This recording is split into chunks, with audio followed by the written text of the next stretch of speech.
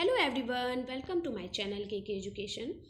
मैं आज आप लोगों को डीएलएड थर्ड सेमेस्टर का पेपर फर्स्ट का शैक्षिक मूल्यांकन क्रियात्मक शोध एवं नवाचार में पवन सीरीज़ का जो बहुविकल्पी प्रश्नों को करा रही थी। मैंने इससे पहले की वीडियो में आपको बहुविकल्पी पवन सीरीज़ के बहुविकल्पी प्रश्न का 42 क्वेश्चंस करा दिया हुआ है। अब मैं आपको 43 क्वेश्चन से स्टार्ट करूँगी और बाकी के क्वेश्चन कंप्लीट करूँगी। तो मैं आज आपको पवन सीरीज़ के बहुविकल्पी प्रश्न को कंप्लीट कराने वाली हूँ। तो वीडियो को स्टार्ट करने से पहले मेरे चैनल को लाइक, सब्सक्राइब और शेयर कर दें, बेल आइकन को प्रेस कर दें ताकि आने वाली वीडियो आप तक पहुँच सके। तो चलिए स्टार्ट करते हैं क्वेश्चन नंबर 43 से। क्वेश्चन नंबर 43 है, शैक्षिक उद्देश्यों को बालक द्वारा किस सीमा तक प्राप्त कर लिया गया है या ज्ञात करने की व्यवस्थित प्रक्रिया को मूल्यांकन की संज्ञा दी जाती है। नंबर आ टॉर्गर्सन एवं एडमस की ये परिभाषा है, डॉन डेकर की है या जे.डब्ल्यू. राइट स्टोन की है या ब्रैडफील्ड एवं मर्डोक की है। तो यह परिभाषा किसकी है?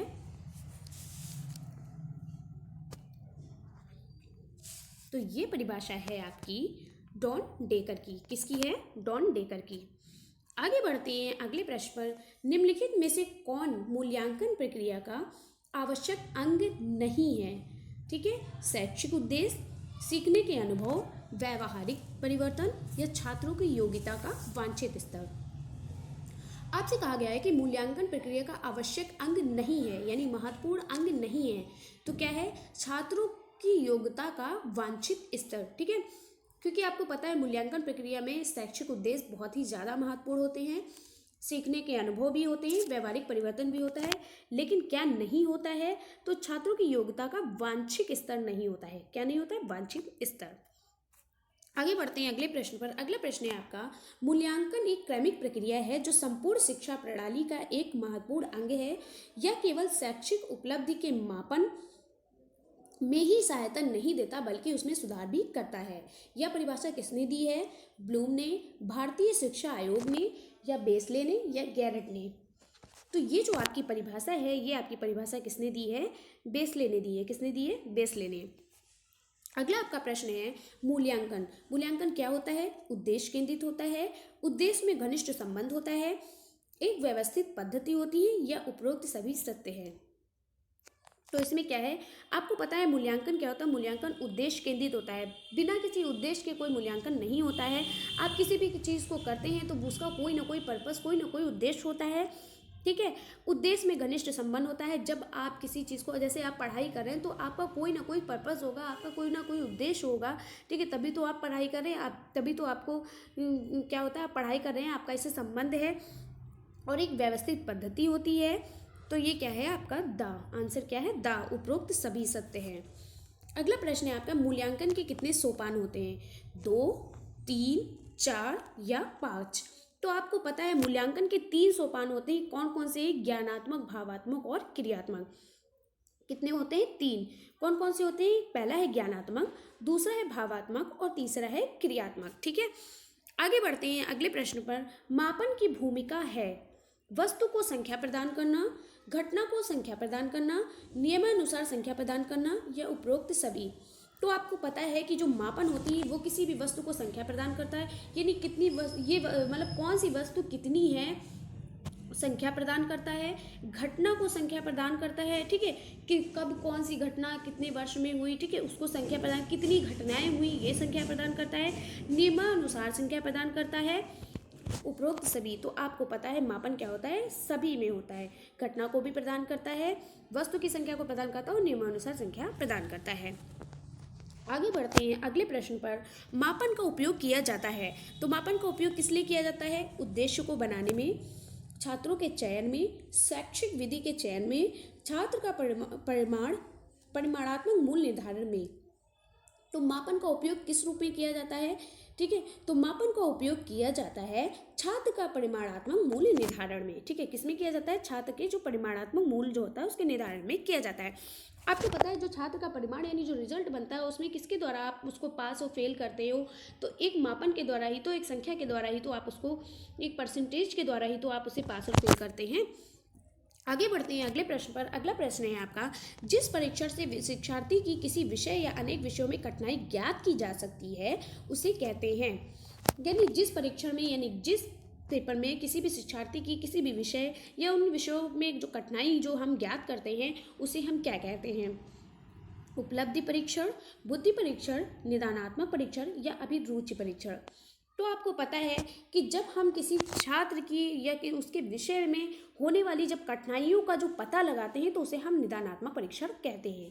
ठीक है, क्या कहते हैं? निदानात्मक परीक्षण कहते हैं। अगला प्रश्न है आपका, एक अच्छे परीक्षण के लिए निम्नलिखित में से गुण आवश्यक हैं।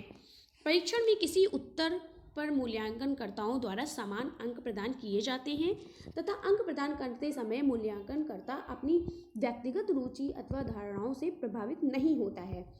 दूसरा है आपका, परीक्षण उन्हीं गुणों का मापन करता है जिनके लिए उसका निर्माण किया गया है। तीसरा है आपका, परीक्षण के बार बार प्रयोग करने से प्राप्त परिणामों या अंकों से संगति पाई जाती है। उपरोक्त सभी गुण, तो आपको बताना है कि इसमें से कौन सा गुण पाया जाता है। तो इसमें से सभी गुण पाए जाते हैं। ठीक है, ऊपर के जितने भी गुण हैं ये सभी पाए जाते हैं। आगे बढ़ते हैं अगले प्रश्न पर। अगला प्रश्न है आपका, भौतिक मापन कैसा होता है? निश्चित होता है, स्थिर होता है, अस्थिर होता है और अनिश्चित होता है। तो ये प्रश्न बहुत ही महत्वपूर्ण है। ठीक है, तो इसको ध्यान रखिएगा, ये आ सकता है आपके पेपर में। तो भौतिक मापन कैसा होता है? भौतिक मापन जो होता है वो स्थिर होता है। ये आज का सबसे महत्वपूर्ण प्रश्न है, इसको जरूर ध्यान रखिएगा। आगे बढ़ते हैं, मूल्यांकन व्यक्ति अथवा समाज या दोनों दृष्टि से अच्छा है, या तो व्यक्ति और समाज दोनों दृष्टि से अच्छा है या वांछनीय है। ठीक है, या अच्छा नहीं है उसको मानकर चला जाता है। ये किसने कहा है? रैमर्स एंड गेज ने, कोठारी आयोग ने, एडम्स ने या रॉस ने। तो ये किसने कहा है? रैमर्स एंड गेज ने कहा है। आगे बढ़ते हैं अगला प्रश्न, दक्षता आधारित मूल्यांकन है एक प्रकार का सतत मूल्यांकन या व्यापक मूल्यांकन है या दोनों है या ये सभी। ठीक है, तो आपको पता है जो सतत मूल्यांकन, दक्षता आधारित मूल्यांकन जो है वो आपका सतत मूल्यांकन भी है और व्यापक मूल्यांकन भी है। ठीक है, तो इसमें कौन सा आंसर है? आ और बा दोनों, या ये सभी कह सकते हैं। वैसे ये सभी लगा सकते हैं। ठीक है, क्योंकि दोनों सही हैं। ठीक है, आगे बढ़ते हैं। अगला प्रश्न आपका है, कक्षोन्नति का प्रमुख साधन है मासिक परीक्षा, वार्षिक परीक्षा, त्रैमासिक परीक्षा या ये सभी। ठीक है, तो कक्षोन्नति का जो प्रमुख साधन है, आपको कैसे पता चलता है कि आप कक्षा में उत्तीर्ण हो, आप कक्षा में क्या हो गए, उत्तीर्ण हो गए या अनुत्तीर्ण हुए या पास हुए या फेल हुए, वो किस तरीके से पता चलता है आपको? वार्षिक परीक्षा के द्वारा पता चलता है। कैसे? जब आप वार्षिक परीक्षा देते हैं और जब उसका रिजल्ट आता है तो उससे आपको पता चलता है कि आप कक्षा में उन्नति पाए हैं या नहीं। आगे बढ़ते हैं अगले प्रश्न पर। ज्ञानात्मक पक्ष है ज्ञानबोध, अनुप्रयोग, आ और बा दोनों या ये सभी। तो आपको पता है जो ज्ञानात्मक पक्ष होते हैं वो कौन कौन से होते हैं? ज्ञान, बोध, प्रयोग, मूल्यांकन। ठीक है, ये सभी आपके क्या होते हैं? ज्ञानात्मक पक्ष होते हैं। तो आ और बा दोनों। ठीक है, आगे अगला प्रश्न है आपका, मूल्यांकन का क्षेत्र है सरल, छोटा, व्यापक या इनमें से कोई नहीं। तो आपको पता है जो मूल्यांकन का जो क्षेत्र होता है वो कैसा होता है? व्यापक होता है। ठीक है, मूल्यांकन बहुत लंबा प्रोसेस होता है इसमें। ठीक है, क्या होता है, आपका बच्चा जब से स्कूल में जब से एडमिशन लेता है उसके एडमिशन लेने के चलते चलते वार्षिक परीक्षा तक का पूरा मूल्यांकन किया जाता है। ठीक है, तो ये आपका क्या होता है? व्यापक होता है, बहुत बड़ा होता है। आगे बढ़ते हैं अगले प्रश्न पर। ज्ञान तत्व का विस्तार है अनंत, निश्चित, सीमित या इनमें से कोई नहीं। तो आपको पता है कि ज्ञान एक ऐसा तत्व है जिसकी कोई सीमा नहीं होती, अनंत होता है। आप कितना ज्ञान प्राप्त कर सकते हो ये आप नहीं बता सकते। आप एग्जैक्ट नहीं बता सकते कि हमारे अंदर कितना ज्ञान आ सकता है या हम कितना ज्ञान प्राप्त कर सकते हैं। आप जितना ही जो है प्रैक्टिस करेंगे, जितना ही पढ़ाई करेंगे, जितना ही नॉलेज आप लेना चाहेंगे वो आपके अंदर आता रहेगा। ये कोई सीमित नहीं है कि आपको इतना ही % ज्ञान मिलेगा। ठीक है, तो ये क्या है? अनंत है। आगे बढ़ते हैं अगले प्रश्न पर। भावात्मक पक्ष में उद्देश्यों को शामिल किया जाता है मान्यताएं, चारित्रिक गुण, अभिवृत्तियां या ये सभी। तो आपको पता है कि भावात्मक पक्ष में जो उद्देश्यों को शामिल किया जाता है वो किसके द्वारा किया जाता है? सभी के द्वारा। मान्यताओं के द्वारा भी किया जाता है, किसी भी व्यक्ति के चरित्र के द्वारा भी किया जाता है, अभिवृत्तियों के द्वारा भी किया जाता है, सभी के द्वारा किया जाता है। तो द आंसर आपका सही है। आगे बढ़ते हैं अगले प्रश्न पर। अगला प्रश्न है आपका, प्राथमिक कक्षाओं में किस मूल्यांकन प्रविधि का प्रयोग किया जाता है? जांच सूची का, निरीक्षण का, संचयी आलेख का या रेटिंग स्कूल का। तो आपको पता है जो प्राथमिक कक्षाएं जो होती हैं उनमें जो आपका जो मूल्यांकन प्रविधि जो होती है उसमें किसका प्रयोग किया जाता है, निरीक्षण का प्रयोग किया जाता है। किसका, निरीक्षण का।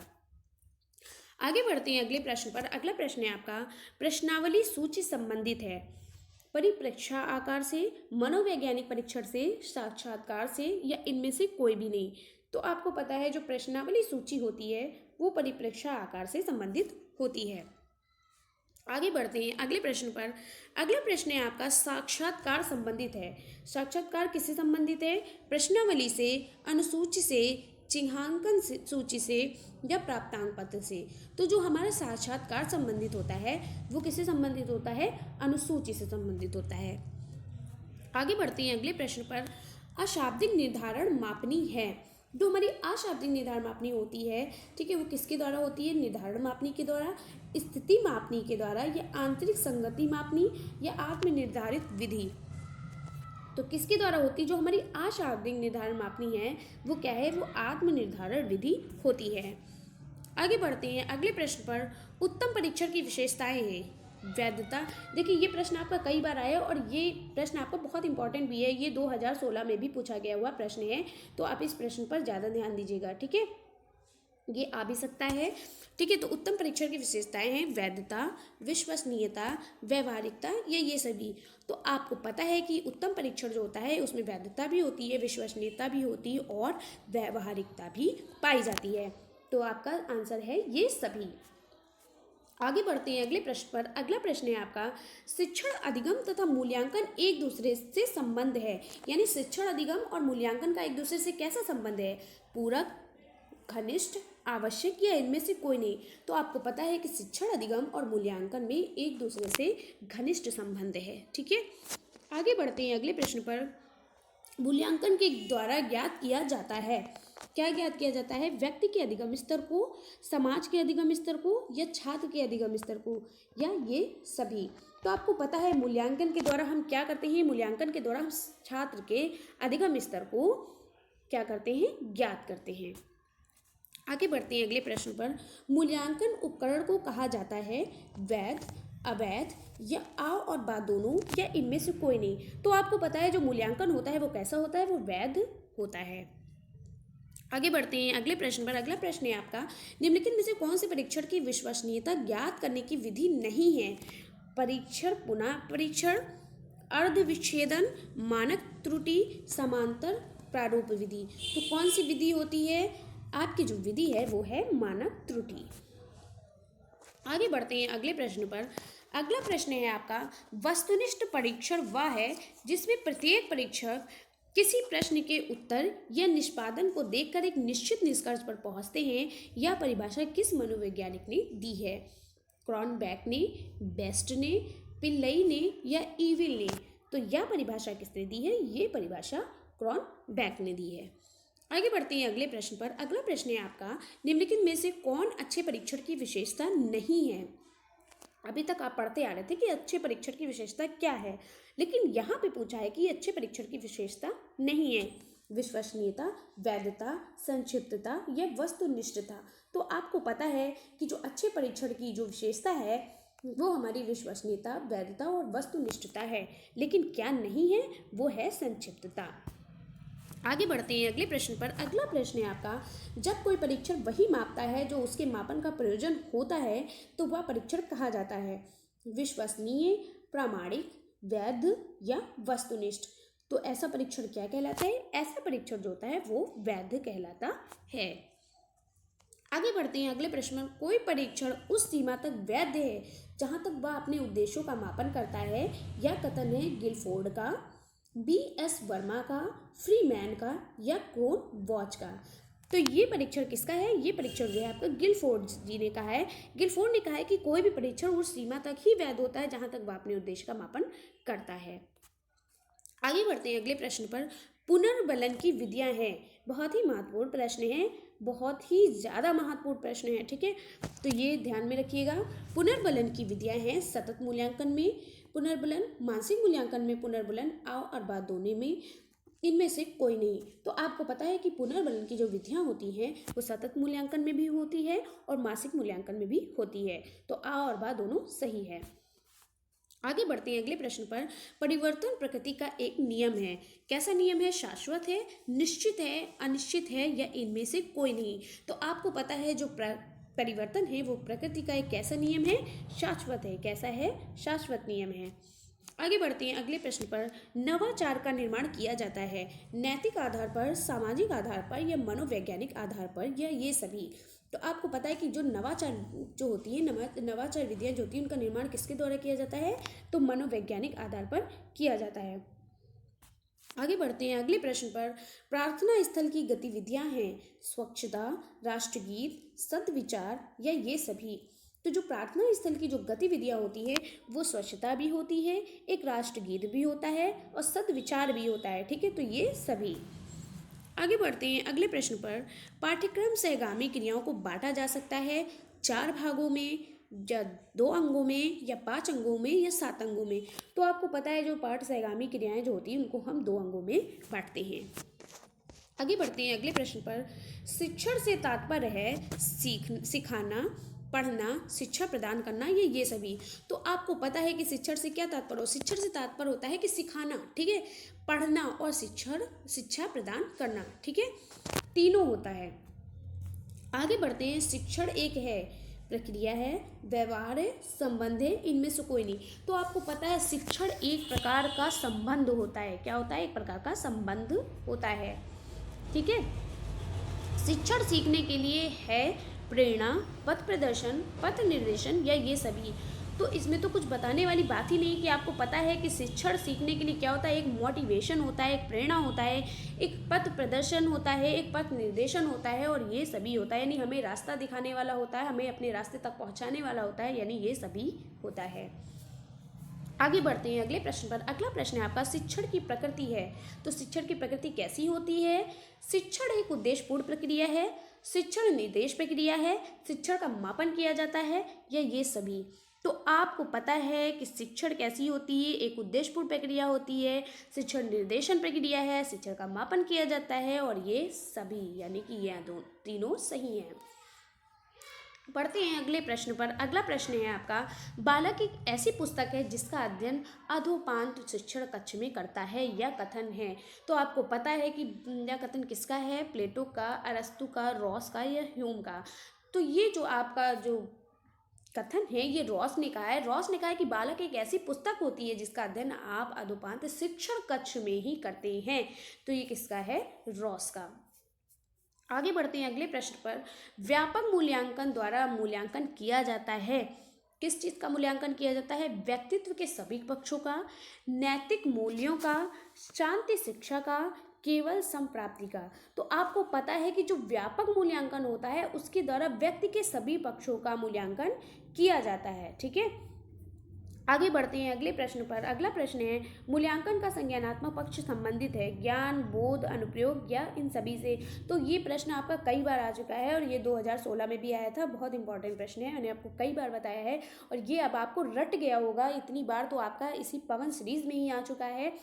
तो मूल्यांकन आपका कैसा, मूल्यांकन का जो संज्ञानात्मक पक्ष है वो किससे संबंधित है? और एक बात का और ध्यान रखिएगा, ये जो आपका मूल्यांकन वाला जो चैप्टर है ये आपका यूपी टेट और सीटेट में भी बहुत आता है। तो इसको अच्छे से पढ़िएगा ताकि आपको जब आप यूपी टेट और सीटेट के लिए तैयारी करें तो आपको पहले से इसके बारे में पता होना चाहिए। ठीक है, ताकि आपको वहाँ पर ज़्यादा ध्यान लगाने की ज़रूरत ना पड़े और आपको याद हो अच्छे से। तो मूल्यांकन का संज्ञानात्मक पक्ष किससे संबंधित होता है? तो ज्ञान, बोध और उपयोग तीनों से संबंधित होता है। तो उपयुक्त सभी से। आगे बढ़ते हैं अगले प्रश्न पर। अगला प्रश्न है आपका, सतत मूल्यांकन कहा जाता है। तो सतत मूल्यांकन किसे कहते हैं? सत्र के अंत में किए जाने वाला मूल्यांकन या सत्र के मध्य में किया जाने वाला मूल्यांकन या नित्य प्रति किया जाने वाला मूल्यांकन या उपयुक्त सभी। तो आपको पता है जो सतत मूल्यांकन जो होता है, सतत मतलब होता है निरंतर चलने वाला मूल्यांकन जो होता है वो सत्र के अंत में भी किया जाता है और सत्र के बीच में, यानी कि आपका जो जिस वर्ष में आप जिस कक्षा में हैं उसके पूरे अंत में भी किया जाता है, उसके बीच में भी किया जाता है, यानी टेस्ट वगैरह भी लिए जाते हैं। ठीक है, नृत्य प्रति भी किया जाता है। नृत्य प्रति मतलब क्या होता है, जैसे कि आपकी क्लास में कोई टीचर पढ़ा रहा हो और आपको तुरंत उठाकर कोई क्वेश्चन पूछ ले, ठीक है, तो ये भी एक तरीके का मूल्यांकन है, ठीक है। आपसे टीचर ने तुरंत उठाकर कोई प्रश्न पूछ लिया कि मुझे इस प्रश्न का उत्तर दो, मैंने अभी आपको जो पढ़ाया है, तो ये भी एक प्रकार का मूल्यांकन है, ठीक है। सत्र के अंत में भी किया जाता है, जैसे कि आप वार्षिक परीक्षाएं देते हैं, और सत्र के मध्य में भी किया जाता है, ठीक है, जैसे आप हाफ ईयरली एग्जाम देते हैं, और बीच बीच में भी किया जाता है, जैसे कि आप क्या होते हैं यूनिट टेस्ट वगैरह देते हैं, ठीक है। तो सतत मूल्यांकन क्या होता है, निरंतर चलने वाला मूल्यांकन, कभी भी किसी भी टाइम और बीच में, या वार्षिक परीक्षा या कोई भी टेस्ट, आपके यूनिट टेस्ट होते हैं, या आपका जो आपके हाफ ईयरली एग्ज़ाम होते हैं और आपके एनुअल एग्ज़ाम होते हैं, ये सभी आपके क्या होते हैं, यानी कि किसी भी नित्य प्रतिक्रिया किया जाने वाला, या सत्र के मध्य में किया जाने वाला, या सत्र के अंत में किया जाने वाला मूल्यांकन जो क्या कहलाता है, सतत मूल्यांकन कहलाता है। तो आपका आंसर है ये सभी, यानी उपरोक्त सभी। आगे बढ़ते हैं अगले प्रश्न पर। देखिए फिर से आपका वही प्रश्न आ गया कि उत्तम परीक्षण की विशेषता क्या होती है।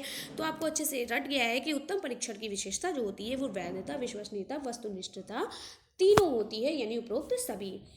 आगे बढ़ते हैं अगले प्रश्न पर। अगला प्रश्न है आपका, यह कथन है कि मूल्यांकन वह प्रक्रिया है जिसके द्वारा शिक्षक एवं छात्र यह निर्णय करते हैं कि शिक्षण लक्ष्यों को प्राप्त किया जा रहा है या नहीं, किसका है।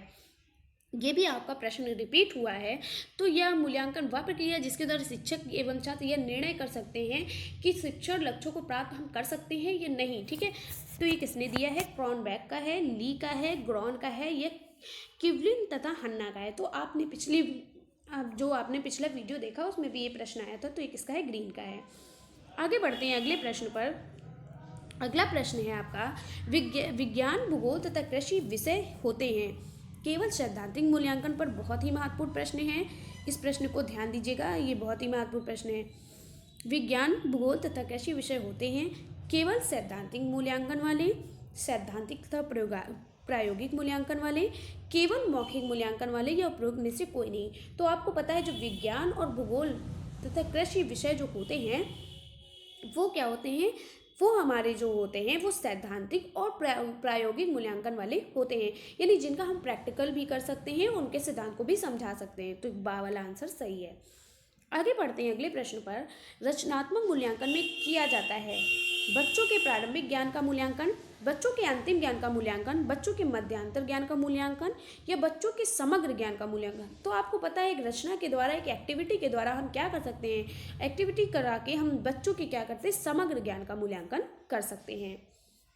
अगला प्रश्न है आपका, भावात्मक पक्ष कहलाता है, क्या कहलाता है, बच्चों की रुचियों से संबंधित मूल्यांकन का पक्ष, बच्चों की संवेगों से संबंधित मूल्यांकन का पक्ष, बच्चों की मनोवृत्ति से संबंधित मूल्यांकन का पक्ष, या उपरोक्त सभी। तो आपको पता है कि जो भावात्मक पक्ष होते हैं, जो हमारे भाव प्रकट करते हैं, वो हमने अभी आपको जो पिछली वीडियो है उसमें केवल पूछा था भावात्मक पक्ष कौन कौन से होते हैं, लेकिन यहाँ कहा है कि भावात्मक पक्ष कहलाता है। तो आपको पता है वो बच्चों की रुचियों से भी संबंधित होता है, संवेगों से भी और मनोवृत्तियों से भी संबंधित होता है। जहाँ पर रुचियाँ, संवेग, मनोवृत्तियाँ आ जाए वहाँ पर आप बन करके भावात्मक पक्ष लगा देंगे। तो इसमें क्या होता है, उपरोक्त सभी। आगे बढ़ते हैं अगले प्रश्न पर। ब्लूप्रिंट का संबंध है, ये भी महत्वपूर्ण प्रश्न है, ठीक है। तो ब्लूप्रिंट का संबंध किससे है, उपचारात्मक शिक्षण से, नवाचार से, प्रश्न पत्र निर्माण से, या क्रियात्मक शोध से। जहाँ पर ब्लूप्रिंट की बात होती है वहाँ पर प्रश्न पत्र का निर्माण बताया जाता है, ठीक है। किससे संबंधित होता है ब्लूप्रिंट, प्रश्न पत्र निर्माण से, ठीक है। तो ये प्रश्न आप एकदम अच्छे से दिमाग में बसा लीजिए, क्योंकि ये प्रश्न आपका इस बार जरूर आएगा। आगे बढ़ते हैं अगले प्रश्न पर। अगला प्रश्न है आपका, उपचारात्मक शिक्षण संबंधित है बच्चों को गणित विषय के शिक्षण से, बच्चों में पठन क्षमता विकास से, बच्चों की त्रुटियों को दूर करने से, बच्चों को अंग्रेजी विषय के शिक्षण से। आपने पढ़ा है उपचारात्मक और निदात्मक, ठीक है। बच्चों की त्रुटियों को समझना निदात्मक कहलाता है, बच्चों की त्रुटियों को समझकर उनको समस्या का समाधान कर देना या उनको दूर कर देना क्या कहलाता है, उपचारात्मक कहलाता है।